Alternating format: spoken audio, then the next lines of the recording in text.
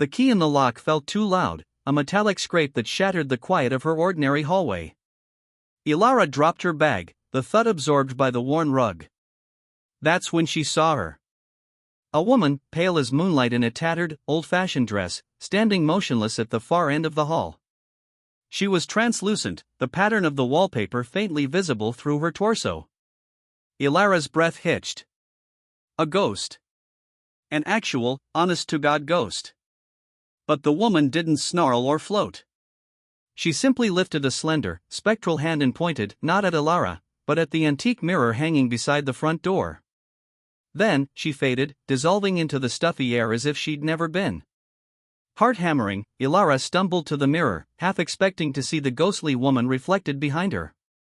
But she saw only herself, wide-eyed and pale. She let out a shaky breath. Stress. It had to be stress.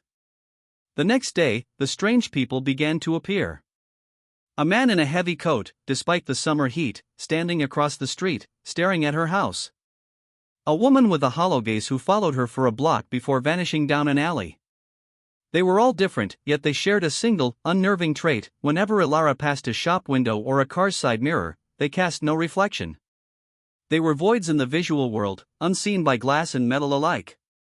Panic, cold and sharp, began to set in. Her home, once a sanctuary, felt like a stage. Whispers coiled from empty rooms, and the temperature would plummet without warning. She saw the pale woman again, this time at the foot of her bed, her finger perpetually pointing, her mouth open in a silent, urgent plea. The breaking point came when she found a note tucked under her coffee mug, written in a spidery, unfamiliar hand: "He sees you in their eyes. He's coming." That night, the shadows in her living room congealed. One patch of darkness, deeper than the rest, detached itself from the corner. It wasn't a ghost. It was a man, his form seeming to drink the light from the room. He held a long, wicked-looking knife, and his eyes were pits of absolute black. This was the killer. The source of the haunting. He moved toward her, not with a rush, but with a dreadful, inevitable pace. Ilara scrambled back, her mind racing, piecing together the fragments. The ghostly woman, pointing not at the mirror, but into it. The strange, reflectionless people. They weren't the threat, they were a warning. A chorus of the already slain. They had no reflections because he was their reflection. He lived in the silvered glass, a predator using the dead as his windows into her world. By the time she realized the truth, that every glimpse of the pale woman in the window, every sighting of a strange person in a puddle, had been this thing marking her, studying her through the eyes of his victims, it was already too late. She backed into the hallway, right where she had first seen the ghost. The killer emerged from the living room shadows, a smile playing on his lips.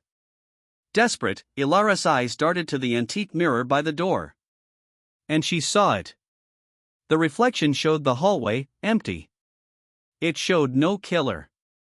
It showed no her. A sob caught in her throat. She was already one of them. A reflectionless phantom, her fate sealed the moment she'd come home and seen the warning. The killer raised his knife, not to her physical body, but to her soul, to the last tether holding her in the world of the living. The last thing Ilara saw was the pale ghostly woman, now standing beside her in the hall, finally lowering her pointing finger. Her silent plea had not been a cry for help, but a welcome to the damned.